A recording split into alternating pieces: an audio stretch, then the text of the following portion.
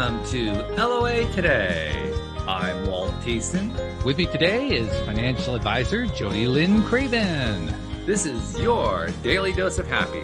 We are so happy you decided to join us today. And today is actually going to be a double daily dose of happy. And the reason we know we're going to be able to do that is because we have a guest today who is literally the happiest man on earth. How do I know this? Well, he told me so, and I believed him. Now we're going to find out what happens when you combine the happiest man on earth with your daily dose of happy. The one thing I do recommend is this: we do not make any guarantees that your electronics won't blow up, that things won't go crazy, that all of a sudden amazing things. We don't make any guarantees that none of that's going to happen. If it does happen, please report it to us. We'll be happy to try to do what we can to compensate. But no, I'm just kidding. No, this is going to be fun. And Jodielynn, we always have a good time, right? We always have a daily dose on here, right? Yes. But can you imagine that it's actually going to get happier? I know. I was going to say, put on your helmets, ladies and gentlemen. Right. Buckle up your seatbelt. Exactly. It's going to be fun. It's going to be cool. So his name is David. No pressure on my part. No, none whatsoever. This is going to be easy squeezy. So David Cope, like so many people, has had his crash and burn moment. About 20 years ago, he went through a devastating divorce and suffered from some chronic autoimmune disorders. And then he turned it around. And that's the story he's going to be starting off with today. So David, first of all, welcome. Thank you for joining us today. And how are you doing? I'm happy. Well, what a shock. I'm having a good day. Yeah, my dad taught me every day is a good day. Some are better than others. That's a good philosophy to live by. Good. Yeah. Yes. I like that. It's kind of like every day is a Friday. Yeah. Every day is just.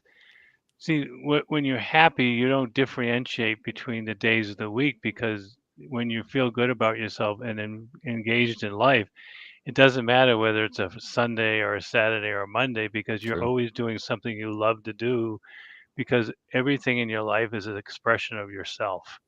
So the days of the week or what I'm doing or not doing is not relevant to me. Though I know when it's a Monday and it's a Friday, and I still look forward to my weekends. But when you have a sense of happiness and fulfillment, there's no differentiation between the days and what you're doing, because even though I'm working, I'm still doing what I love to do. So I don't get up and say, oh, I have to go to work. It's Monday morning.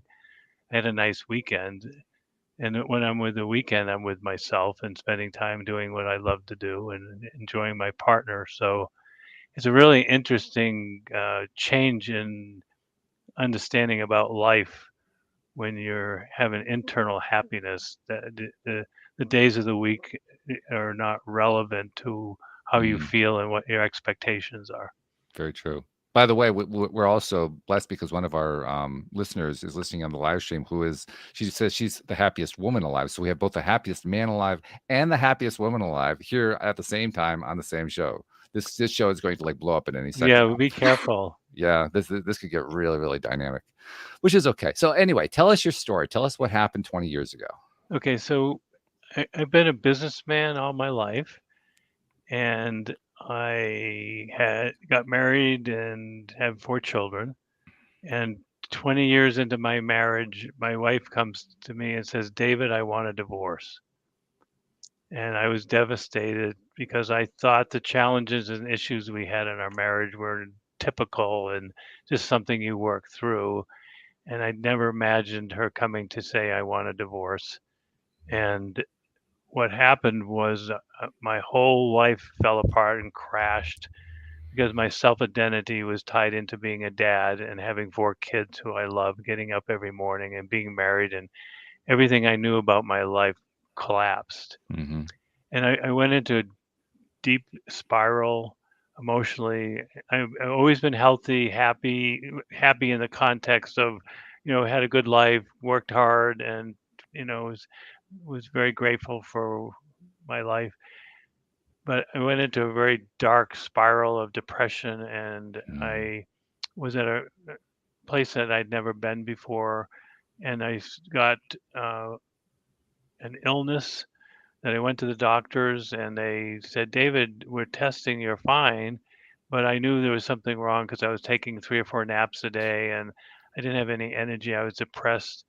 And the first time it dawned on me that I thought when you go to doctors, they help you get better, but a chronic illness that I had with no known cure, autoimmune disorder, that's what you go to doctors, they can't help you, Hmm. which was actually a good thing in hindsight because it pushed me to try to find other answers to solve what was going on with me physically. And that led me into this whole new journey of self-exploration, Hmm. which came from the realization that my physical health was directly related to my emotional health, Yes. and my emotional health was disrupted severely by a loss, um, called a divorce and a separation from my wife and my children. Mm-hmm.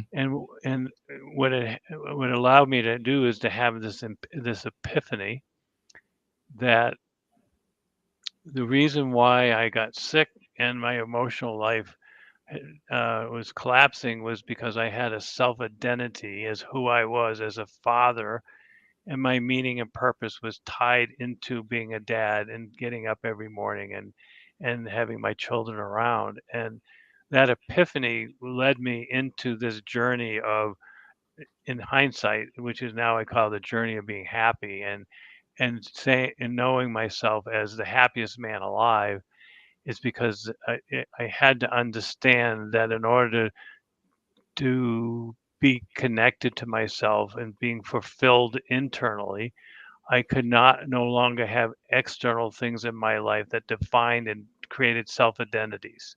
Mm. So the beauty of the divorce and the challenge of losing all my money and having to get out of my house, not seeing my kids, and going for a very emotionally dramatic divorce and having severe anxiety and diseases, the gift is what we want to see, was it pushed me into a whole new awareness of myself that was the before the divorce and after the divorce, kind of the life of David. And it kind of was an awakening, and it pushed me into awarenesses that I never would have had if I hadn't been to the bottom of my feeling of myself and seeking answers. That I went to spiritual teachers, I went to um, doctors, therapists, alternative therapists, everything you could name spiritually, physically. I went to find answers, and I could not find an answer that would solve my problem. And in this search, I found out that the concept of searching outside of yourself for answers is a very problem. Why we never find the answers, Right. because the answers are always within ourselves. So Yeah. once I knew that and stopped looking to others who I thought knew more than me, they were experts, and I realized either what what they're teaching wasn't working, or or or I was not doing it right. So I had to make the realization it wasn't me, it was them.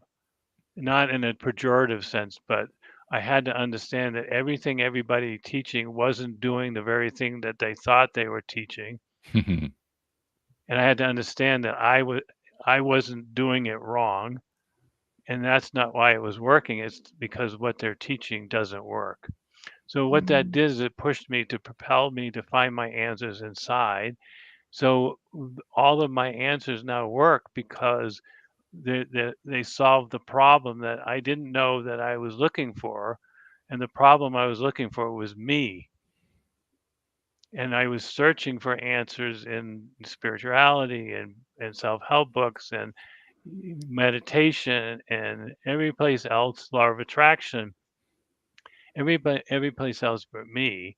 So when I found myself, meaning I learned how to connect with myself, then I actually developed a self, and I got to know who I am, because when we have self identities and we have attachments to our children, our being a grandparent, our jobs, our money, then we're not connected to ourselves, because of the very nature of attachments and self-identities are, this is not who we are, it's who we become to know ourselves as kind of the false self.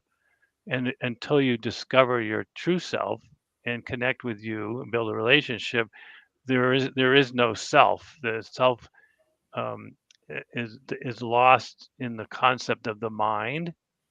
I hope I'm not getting off track too much. No, you're doing fine. So we live in the mind.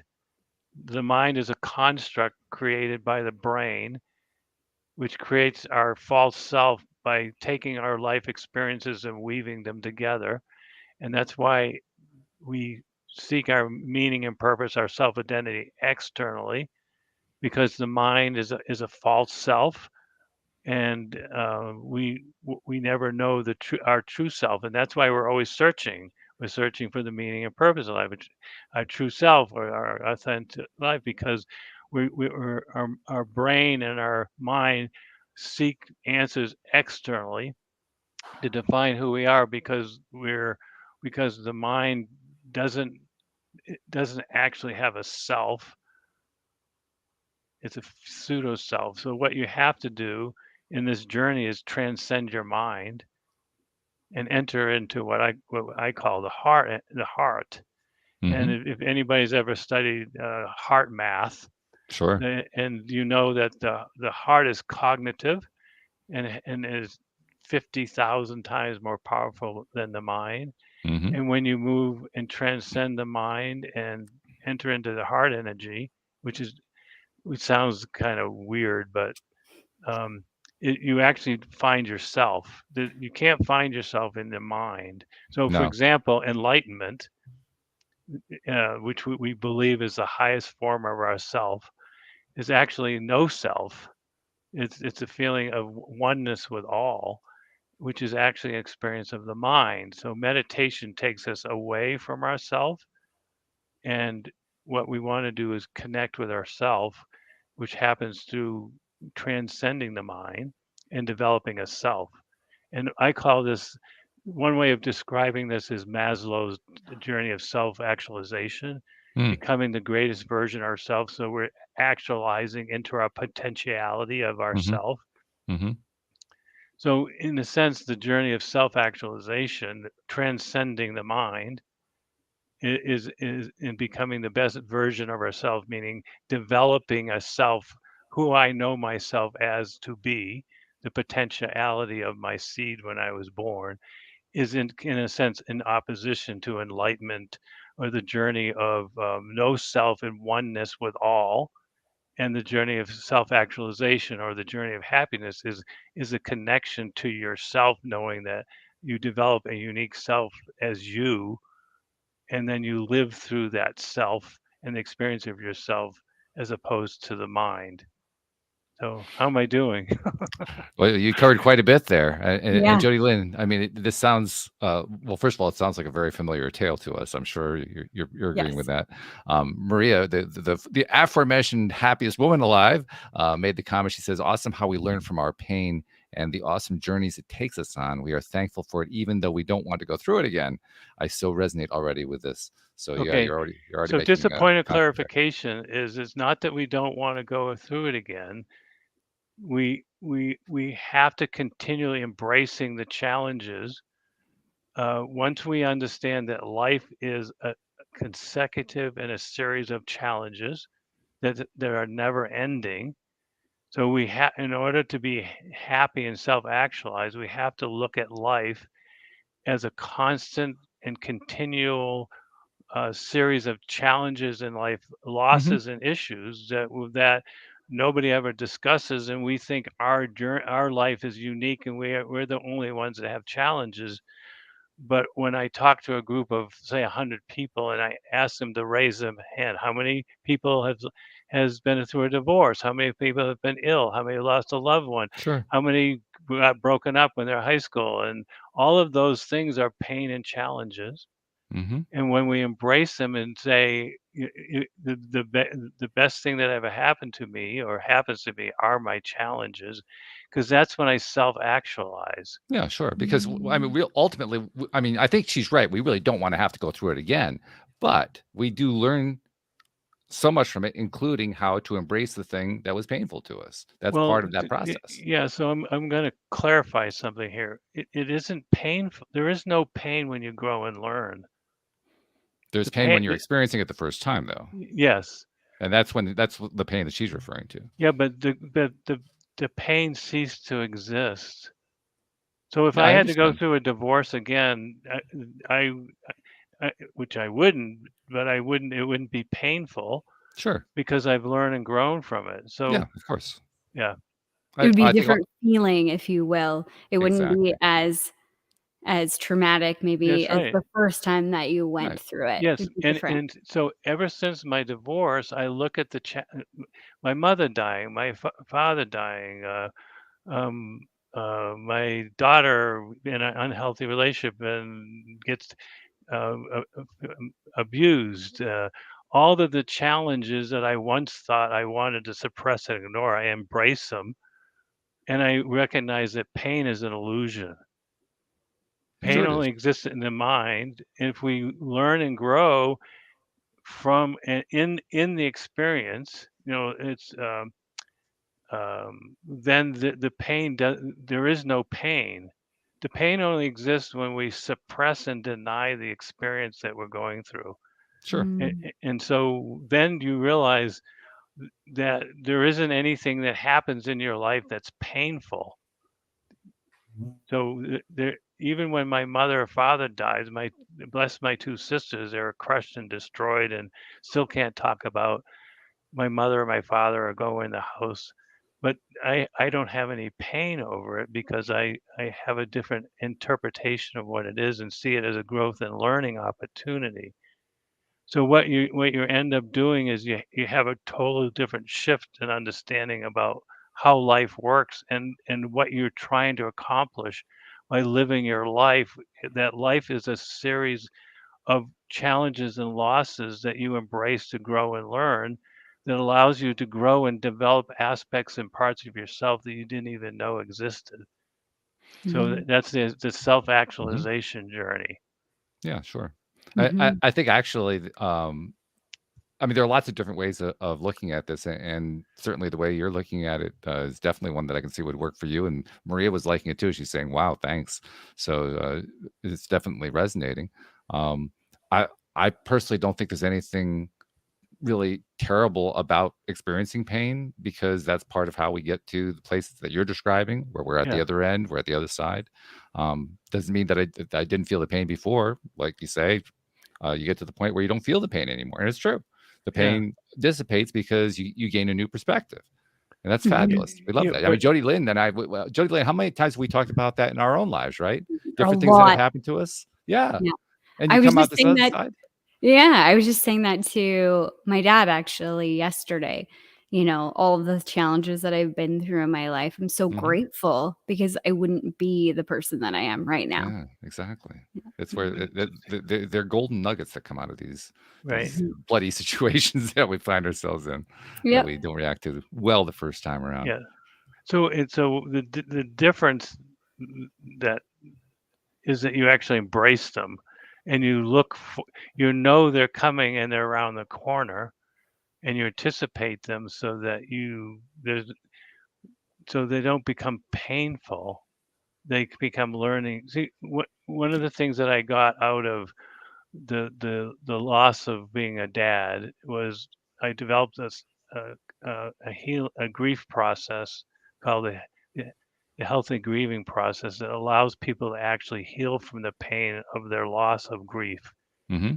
And I taught therapists for many years, and there is no um, therapy that allows people to heal from the pain. All the therapy does is suppress it and teaches us how to do things in our mind that allow us to no longer um, um, experience the pain. So we think of things that remind us of the good um, experience of ourselves. So I know, Walt, you rolled your eyes up a little, but I spent years. Well, it wasn't so much that I rolled my eyes up. I was thinking, well, I wouldn't want to say that all therapy doesn't work because I didn't say that it doesn't work. I said that. let me finish what I'm saying here, okay? Yeah. I hear what you're saying, but hear me, okay? Yeah. What I'm trying to get to here is therapists are often, and actually the good therapists are in the business of not trying to paint one way or another for their clients what it is that the clients are going through. They're simply trying to help guide them through to the point where they're able to release pain, where they're able to release frustrations and do the growing that they want to do. That's what a good therapist does. So here's what I found, Walt, in my years now working with people who've been to therapy, that all the therapy, and it doesn't mean that therapy isn't good and helpful, but my point is that the pain when you work with traditional therapy is never resolved; it's suppressed. I don't think And that's true, though. Well, I don't think that's true. I don't think it's an accurate representation. That may be true in certain cases, but a good therapist will actually lead the person through the grieving process until they're able to get to the point where the pain isn't suppressed, it's just released. Releasing isn't the same as suppressing. Okay, so my experience, Walt, is different. Actually, in the field of grief and loss and working with hundreds of people who've been to therapists, I've yet to find one person who has resolved their grief. And I know that because once I bring the grief up, the pain comes right back. And it can be re-stimulated and they can relive the pain again. So what the goal is that it's not suppressed and that the pain is gone. And that my experience has been that while they're well-meaning and a therapist, that there's a special understanding that allows a person to resolve grief that traditional therapy, because I trained many therapists who were specialists in grief and loss, who were very good, that took the course that I taught, and they all shared with me that it was totally different than anything they've ever done before. Mm-hmm. The only reason why I'm bringing this up is that it's in order to be happy, you have to resolve the pain in your life. You can't be happy and manage in suppressing pain, because pain and happiness are incongruent. So in order to be happy, you have to have the resolution of the pain that you had in your life. And that's the journey of self-actualization, to realize that pain is actually an illusion that doesn't exist. It's created by the mind. Sure. Because pain and happiness are the opposite ends of a spectrum. And as long as you hold on to pain, that pain is always an underpinning in how you see and interpret your life, that is experiencing how you feel about yourself and how you perceive and understand the world. So if you have suppressed pain, it creates a filter and a perspective that's always there. So for example, if the pain is suppressed, you go into a relationship with somebody because you've been hurt by the past gentleman or woman, and the pain influenced your ability to love again and to have an intimate relationship with somebody, because you know the pain is there, that you might get hurt again, so you hold back into your life and you don't fully experience yourself in the relationship because you're afraid of getting hurt. So in order to love again in a new relationship, you can't have the pain to bring forward, because the pain always limits yourself and your experience in all relationships, because the mind wants to prevent us from being hurt. It's that the first time we get hurt and broken up, our mind says, I'm never going to go through this again. And that's always in us and always interferes with all relationships. And we wonder why we don't have intimate and loving relationships with people truly. And it's because of that pain that we've held on to that influenced us and says, in an unconscious level, I'm not going through that again. I'm not going to be intimate and open my heart up because I know I'll be taken advantage of and be hurt. So I'm going to go into this relationship and carry forth that unknowingly pain, so that I protect myself and my heart from having hurt and pain, and we unconsciously go through life living that. Unknowingly, it's influencing every relationship that we have, and why we don't have loving, intimate relationships with the people where we care about the most.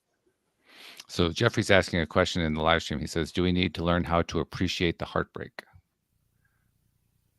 Well, we want to value the heartbreak and realize that it was a gift. So in part of the grief and loss that I teach to heal, you have to see the gift in all of your losses. It can't be a gift that says, "Oh, I have gratitude for what happened to me," and I can see that it actually has to be a deep um, understanding at a very heartfelt level of how you grew and learned, and why that was a good thing that happened to you. And when we can see the gift into it and embrace the gift, not from an intellectualizing, you know, which is what the mind does. There is no healing of grief and pain in the mind. The mind only what the mind does, it repositions it and suppresses it, so we think we've dealt with it. That pain is actually healed from the place of the heart. The heart energy is what heals pain. The mind can't. The mind wants pain, and creates the pain, which allows us to be limited and live in the perspective of our limiting experience of ourself and our beliefs and our patterns. So pain is a very important piece to keep us in our comfort zone, to keep us small and hiding, not to be the best version of ourselves. So we hold on to it unconsciously. So we have to come from it from a different place of understanding of the value of the loss. So as a part of growing and being, I worked with a gentleman that lost a 9-year-old child. He said, "How can I see the gift in losing a 9-year-old child? That's not possible." And that's what the mind says. There's no gift that ever that can take the pain away from me of losing a 9-year-old child. And this was 15 years later. He was still crushed. His marriage was in turmoil over the loss of his child. Not 15 years later, he was still in pain. And I helped him see the gift of his child dying, which was bringing the family together. The other children had an opportunity. They have an opportunity to come together. And he finally saw the gift and saw that why in one perspective, why did God bring this experience to myself to learn Mhm. and heal from? And what was his plan? One way of understanding it. And then when you can see that, the pain was gone, and he was able to go back to his wife and and work on the relationship, and the pain subsided, even from the pain of, for example, of a child dying, which is one of the most difficult pains to understand. Why did this happen to me, and what's the gift of a child dying? So Jodielynn, when you're listening to what David is saying, what parts are resonating the most with you? What when you hear the message, where are you picking and say, yeah, wow, I'm really on board with that? Yeah, it's so interesting because I've been through a lot of traumatic things in my life, Mm-hmm. and we've talked a lot about them on the show because I'm Sure. very open with that. Not all of them, but some of them. Quite a few though. Some of the highlights. Yeah, but I'm sure, the longer we're on here, the more I'll spill all my guts. And it's that concept, I think what you're getting at, David, of appreciating and seeing the gift in something that has happened to you, that has been traumatizing or really difficult or whatever. It's very difficult to explain a lot of times. But for me personally, I feel it from that heart space, from my heart what you're saying, what you're trying to say, because I've been able to get to the other side with these traumas for myself and look at other things like you were talking about, bringing the family together. And that's, I always look at things from a 10,000 view perspective, so I can see those things a little bit easier than most. But I know a lot of people struggle with this. So I understand the concept that you're talking about. And I think it's interesting because we get stuck on words. So We like do. seeing that it was a good thing that, the child died, people are like, what? That's awful. How could you ever say that? That's not possible. But we have this unique relationship with our words where we say things and we're so attached to what they mean to us that we can't get past that. So for some people, it might not be the word good. I can't put good and my child dying in the same sentence, but you change the definition of good, that it was okay. And it's almost like the spiral that we always talk about, Walt. I think it's Abraham Hicks spiral of, I don't remember what it's called, but that The emotional guidance scale. thank you, the emotional guidance scale, and moving your way up that ladder with that experience to better feeling. So that resonates. So let me just, I'm going to challenge you, Jodielynn and Walt, Sure. just to help you understand perspective. The first comment I'm going to talk about is why do you still say you had traumatic experiences, and why is it still hard for you to talk about your traumatic experiences if you've healed? Well, I wouldn't say that it's hard because I'm an Well, open book and I've talked about them a lot here. Well, wait a minute, David. Let her answer the question. You ask a Yeah. question, let her answer it. I wasn't finished. Okay, you finished the question.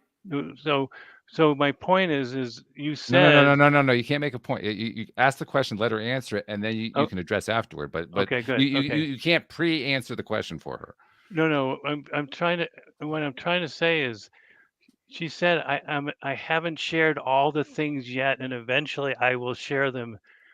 So what I'm trying to say is, why aren't you sharing all of them, and why do you keep some more that you still don't feel comfortable sharing because it's uncomfortable? So when we heal from these traumatic experiences, Yeah. we're no longer holding them in and feel that our life. Well, I don't understand why you're laughing at what I'm saying. I'll be happy to tell you why I'm laughing, because you don't let her answer a question.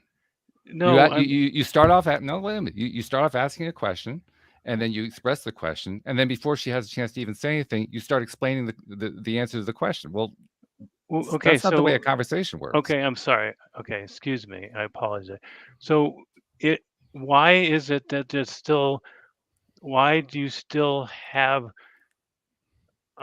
feel that you still had traumatic experiences that they haven't talked about, that you're waiting and you're an open book, and why do you call them traumatic if you've healed? The problem with Stop. okay, good, Let her stop. answer. Okay, Let her thank answer the you. question first Okay, before you Yeah. go thank any you. further. Okay, thank you, Walt.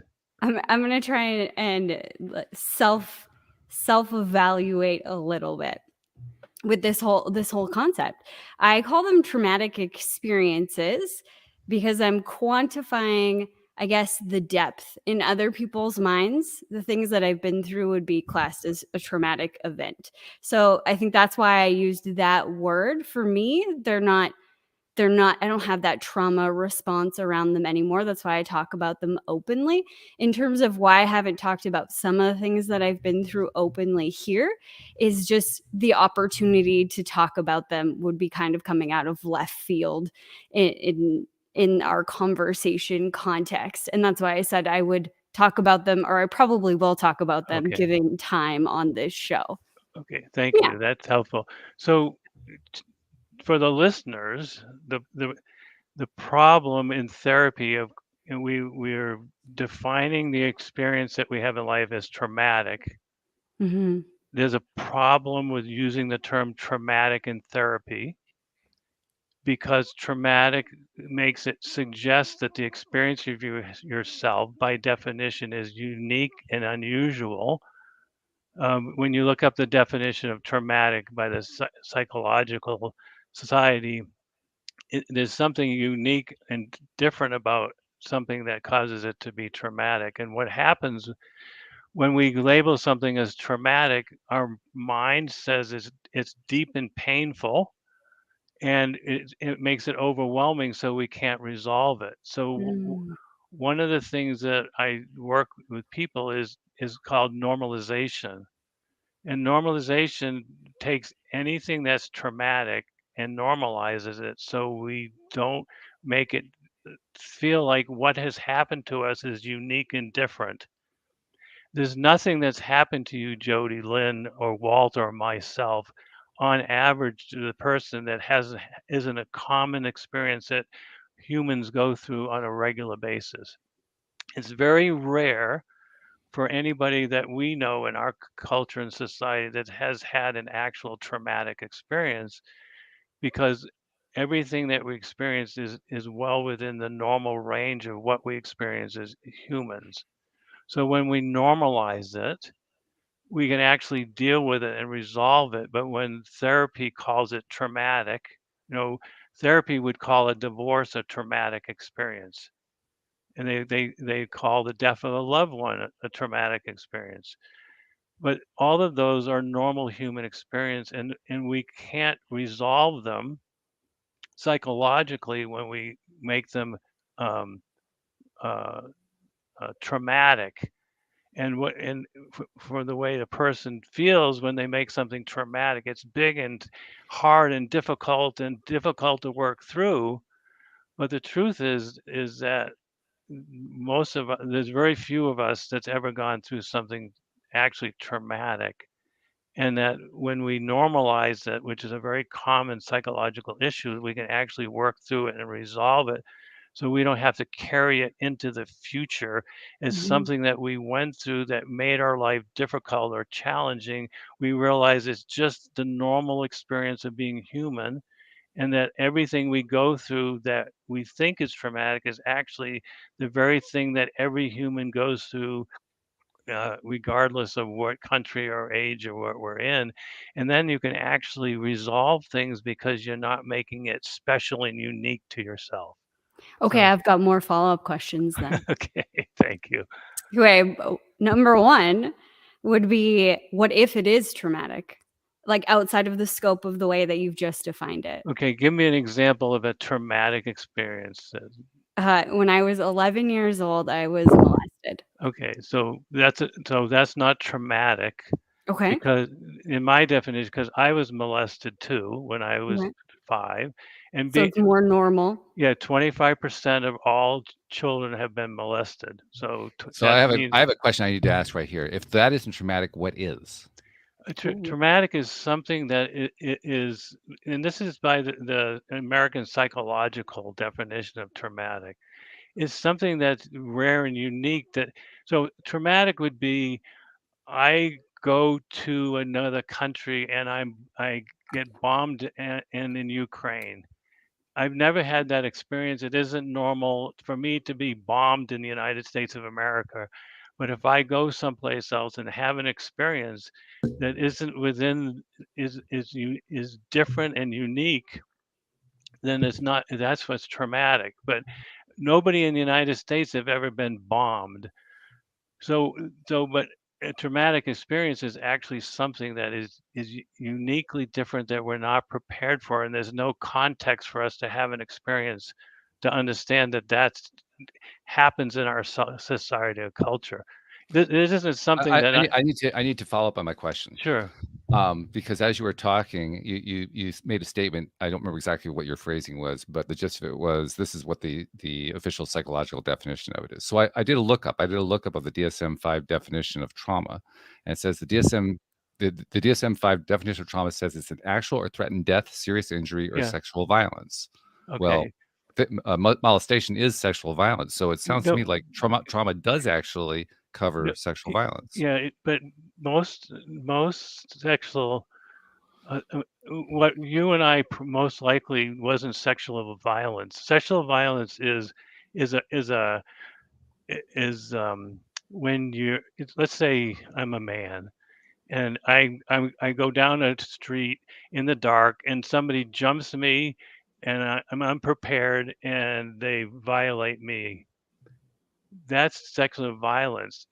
Uh, Being abused by a family member is not sexual violence. It's sexual I don't think I agree abuse. with that. I don't think I agree with that. It's Well, because it is a violation, and I think that yeah, there's a little problem with separating the word violence from violation. well, they're two different words. They're different Violence is words, but there's a lot of overlap between them, and trying to say that they aren't really that no, they're they're very, two, very different is a little bit that's a no, bit they of a are stretch for me. different. Not all sexual abuse is violent. They are violated, but they're not. It's not Mhm. violent. The sexual abuse that I went through by my nanny wasn't violent. It was actually very soft and sensitive, and it was in a place in a bedroom, and it was not violent. I was violated, but that's the most common sexual abuse happens in that context. Doesn't make it right. But what I'm saying is if 25% of children are sexually abused, is it in the concept is not traumatic because if Jodielynn and I both have happened to it, and other people say, well, I was sexually abused, then you normalize it to realize, oh, if 25% of people have had it, then it doesn't make me something bad didn't happen to me because it's a very common experience that we have in our culture and society. It doesn't make it right, but it So if 100,000 people were killed on Hiroshima all at the same time, it was common. no, that would have been traumatic because they But were living. it happened across the society. No, it was traumatic to the people at Hiroshima because they've never been bombed and nobody ever bombed Japan, and it was totally unique experience that they never could predicted. If you live in Ukraine now in Kiev, the bombings aren't traumatic now because they begin to used to live with it and they understand the nature of it. So it's not traumatic and they live to accept and embrace the reality of it. But if I was bombed in Denver, that would be traumatic because it's so unique. The first time that somebody was bombed in the capital, Ukraine, was traumatic, but when it happens on a regular, consistent basis, it's no longer traumatic because you understand this is the norm. Okay. So it doesn't So make any of these things right, but No, of we're not saying course. that they're right. Yeah. Yeah. So in defining them differently, traumatic versus not traumatic, or saying normalized is normal. normalizing. Yes, thank you for the words. That So in normalizing it, what is the benefit to that? Like what's the next step? Like right. why would you want to normalize that? Yeah. So the concept of normalization is to make your experience that you had within the range of human experiences that is common, so that you don't make it something that is rare and unique to yourself, which then you carry forward because it can't be resolved. So the purpose of normalization is to see it's a common human experience. There's nothing unique about what's happened to you so that you can more easily resolve it and see that there's something bad didn't happen to you. So, for example, a divorce could be considered traumatic, but Yeah. if you realize that millions of people are going through a divorce in any given year, then it's a common experience. So it can't be traumatic, and what you went through has to be normal. And everybody that goes through the divorce goes through the same emotional difficulty because we're humans. So Mhm. if you normalize divorce, you realize, gee, I just have to work through this challenging, difficult time. What I'm going through is no different than anybody else has ever gone through a divorce. So don't make this more difficult and challenging than it has to be because it's a normal thing. It's uncomfortable, it's unpleasant. I don't enjoy going through it, but I'm not having the only experience. Most people think their divorce is the worst ever of any divorce, and their hardship and pain was more difficult than anybody. That's what we do in the mind. That's what makes it traumatic. But No, I'm not sure that's entirely true. I think what actually goes on when we go through something like that is we think it's the worst thing that's ever happened to me. We don't yes, but necessarily that's the compare it to problem. everybody else. We don't necessarily Yes, compare it to everybody else. but that's the problem, Walt, is that the worst thing that ever happened to me. Normalizing says it isn't the worst thing that ever happened because it's normal. We only make it the worst thing happen to us when we think it's unique, unusual to us. But when you Mhm. normalize it psychologically, we then realize what I'm going through isn't the worst thing that ever happened to me. It's a normal thing that happens to everybody. It's a different shift in perspective. It doesn't mean it isn't difficult and hard, but normalization says what you're going through is normal, and we all feel the same way. We all have the same challenge. So yes, it's hard and difficult, but I can manage my way through it much better if I know this really isn't a hard thing I'm going through, that it's normal and it's part of life. And half of everybody in the United States goes through a divorce. So then you don't make it so emotionally challenging and difficult that it takes you years and years to get through it, thinking this is the most difficult thing that ever happened to me. You realize, oh, this is just a divorce. It's uncomfortable. And this is what happens as a grown up adult. And I'll work my way through it the best I can. Because I've worked with many people who go through divorces and they think it's they can't get through it. The emotional pain is so great. I'll never feel like I ever felt again. And they drag this out for years because they make it like the worst thing that ever happened to them. And I'll never have my life back again. So when you normalize it, you realize if Walt, if you go through a divorce and Joni Lynn and I go for divorce, we're going to have the same experience emotionally. Mhm. And some can be relatively more challenging, but a divorce is a divorce it's not fun, it's difficult. But if you've been through a divorce and you sit down with somebody, we all share the same experiences. Mhm. No experience going through a divorce is unique. So I think what you're trying to say, or what I'm interpreting from what you're saying, is that when you label it, for lack of a better term, as normal, or Yeah, you have this normalization process within the brain, it's almost giving your brain the ability to detach from that trauma yeah, and have hope. That's yeah, because the way that you said it is, I have Mhm. a divorce, it's the worst one ever, I'm never going to get through this is yeah. going to ruin my life, whatever it is, all those attachments that you have there. When you bring it back to normal, quote unquote, within the brain, then you're able to detach from some of those other things and create some space for a new opportunity to Exactly. arise. Beautiful. Very well said. Mhm. Thank you. Mhm. And, No and, problem. and Good. yeah, Very Yeah. good. That was good. That was a nice summary. I like the way you did that, Jody. yeah. Jody Thank Lynn, you. excuse me. I'm trying. I used to call her Jody all the time, and then she said, "Well, I like Jody Lynn better," and so I'm trying to retrain myself. Jody Lynn, not Jody. Well, it helped It's me, Walt, because her name is up there, and at least and now I know how to spell it. So Oh thank yeah, you, well yeah, Jody that helps Lynn. too, right? You know, but I just look at her and I think, well, that's Jody Lynn. That's who that is. Yes, that's Jody Lynn.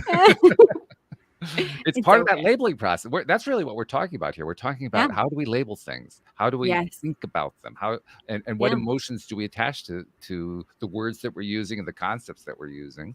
And Yeah. to what degree are we able to look at those things? Look is kind of a funny thing. We have these ways of expressing things that are physically based because that's the way our language is structured. But looking at them from the heart, looking at Yeah. how do I heart look at this? How do I heart Mhm. experience this? Yeah, That And I think it's really hard with it the is. definitions that we have. Like, I mean, okay, you tell somebody who was molested when they were 11 years old, whether it was violent or nonviolent, like everybody goes through that. It's no big deal. And I know that's not what you said, no, David, that's not what I'm but No, saying. no. It's not. but I Yeah, know that's something that could be interpreted by someone. And I know that's sure. not what you're getting at. That's why I summarized, because we often run away with the definitions that we have in our mind and Right. what it means to us to class certain things this way. But I get what you're saying. It gives us the space, bringing it back to normal, gives Yeah. us that space to see It doesn't mean new it wasn't opportunities. a horrible thing and should never have Mhm. happened. Yeah. I mean, how do we move beyond and not carry it through the rest of our lives and say, my life turned away out it did because I was molested when I was 5 years old, and that's what people do. Yeah. We use it as a victim story that prevents us from being all we can be, because now we have an excuse. Oh, I was abused when I was 5 by my nanny, so I'm never going to feel loved and safe and protected in a relationship with a woman again. Mm-hmm. Yeah. But Very true. that's not conducive to me growing and learning and taking responsibility for my life. So I have to heal and move on from it. And one of the ways you do that is to normalize it, meaning it was a horrible thing that happened to me, and my nanny did a terrible thing to me, but I can't hold on to the pain of what happened to me, because it will influence every aspect of my life, unconsciously or consciously, and I have to move beyond it if I want to have a healthy, happy life. I can't carry on that I was molested when I was 5, because I've worked with people who were molested as children, and they're 60 years old and they still use it and say, I'll never be the same. My life can't be the same because I was molested by my uncle 3 times when I was at his house. Mm-hmm. And of course, it's a terrible thing, but we have to find a way to move beyond the pain that we have in our life so that we can embrace life fully without having it holding us back as a reason why that we don't want to live our life fully. So, So I'm curious to know one other thing. We're kind of running low on time, so it's probably okay, going I'm to be my sorry. last question. I'm not sure about Jodielynn's last question, but my last question is going to be along this line. There are many of us who go through life. We're experiencing stuff. We're trying to gain new perspectives. We're trying um, to grow. There are many others who actually resist that, and there are varying degrees of which to people, they choose to grow. They sometimes choose to grow. They refuse to grow. There's a lot of variations, a lot of gray area in there. But the one commonality that I see, that I experience, is that it really comes down to whether or not they're willing to take on new perspectives.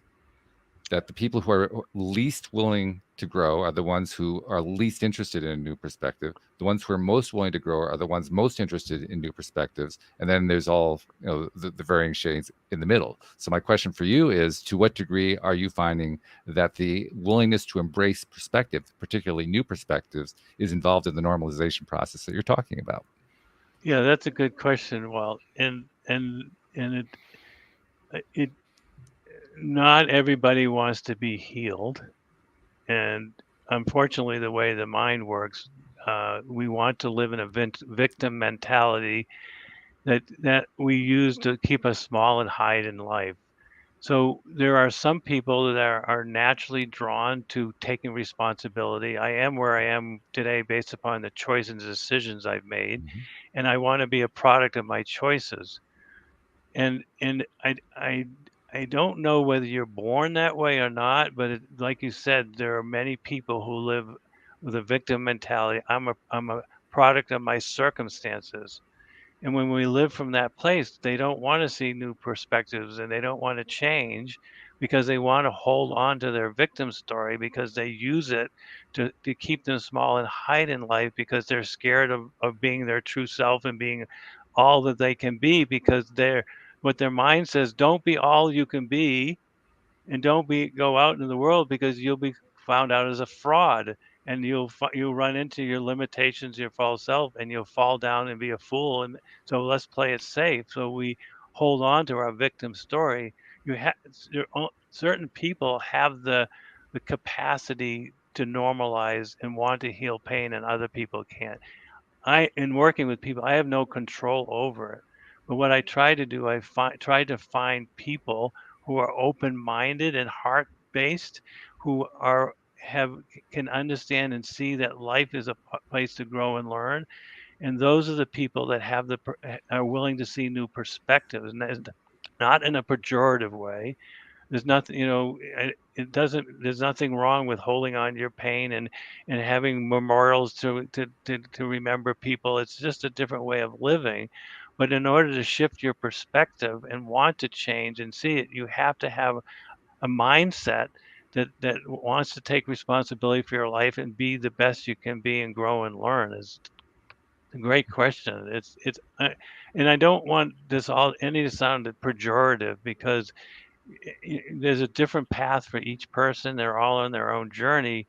But as the happiest man alive, the question is, how do you become happy? Well, you don't become happy holding on to pain and being a victim and blaming your past for your circumstances. You become happy by taking responsibility, shifting your perspective, learning to change, and be willing to see and understand new things and get outside your comfort zone and create your life. Thank you. Yeah. So Jodielynn, you got one more thing before we wrap up? I just agree. I agree with that. Having that ability or that wanting to be open-minded and see a new perspective, and I think that different points in people's life, they're more open based on what's happened to them. In that moment when I was 11 years old, right after that happened, I was not open to a new perspective. I was not open to any sort of healing. I didn't have the tools for it, didn't have the capacity for it. And I'm so thankful that I went through that, because my capacity to love, forgive, have compassion for myself and others, and that came a lot from that experience. So I might not have had it in that moment, but I think we get multiple opportunities throughout our life to Yeah, we certainly decide do. if we want to change. Yep. Yeah. And I it's up think to us that's what how we're going to that's how what we're going to life respond. that's what Yeah. life is. It's a constant, continual opportunity for us to make a choice of how we want to respond.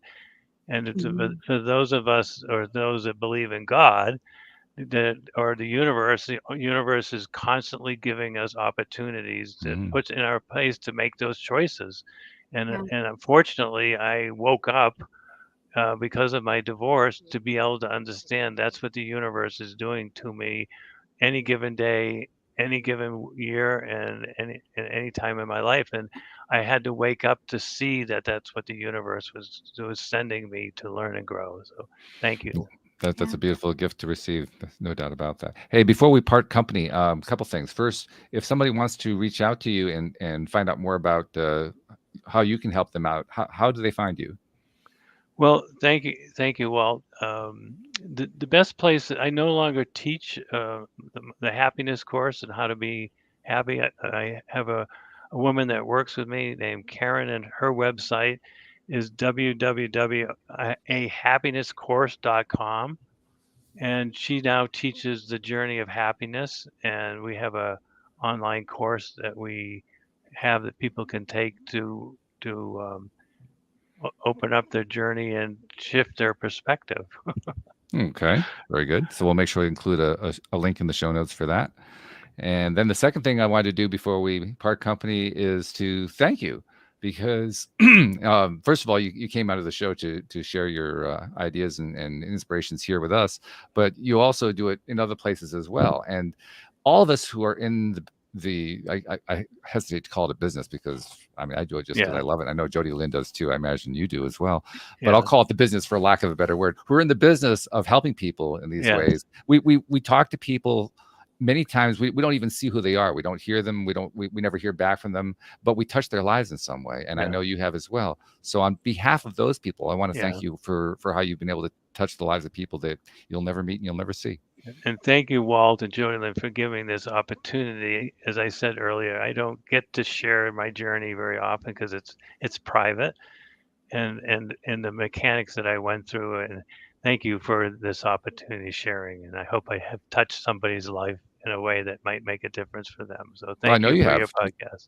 Jeffrey said so right in the live stream. He said, "Thank you for the healing. Thank you for the catalyst." So the answer to your question is yes, they did. Right. There it Thank is, you. right there. So good stuff. Good stuff. Jodielynn, what do you think? Did we hit the peak again? Yeah, of course. I'm did it always again. learning something new and expanding. And, for me, this conversation, honestly, truly 100% transparency, because I've never talked about that topic in this public kind of setting. Friends, family, colleagues in my coaching business, sure, but never on like live TV. Right. For everybody to hear, right? Yeah. And not because I didn't want to, but I was waiting for the opportunity where it made sense to do so. So, but even that, just sharing that is peeling back another layer and allowing myself to see if there's anything else that needs to be healed there. So thanks for the opportunity. That's great stuff. All right. So thank you, David Cope. Thank you, Jodielynn. Thank you to our podcast listeners everywhere. We will see you all next time here on Okay. LOA Today. Goodbye, Thank everybody. you. Well, goodbye.